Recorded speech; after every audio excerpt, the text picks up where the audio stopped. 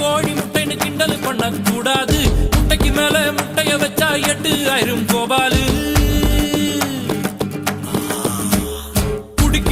குடிக்கிறான்னு கேவலப்படுத்த கூடாது. 500 அடிக்கும் அவுட் ஆகல தெண்டுல்கர் தான் நம்மாளு. காஞ்சிபுரம் பட்டுடா, பழனி மலை மொட்டடா, பாண்டிச்சேரி மில்லிடா, நம்ம மதுரையில மல்லிடா. கோயிலுக்கு நேர்ந்து விட்ட கால இந்த சாமிடா, கோபம் உண்ணு வந்து புட்டா கூட்டத்தோட காலிடா.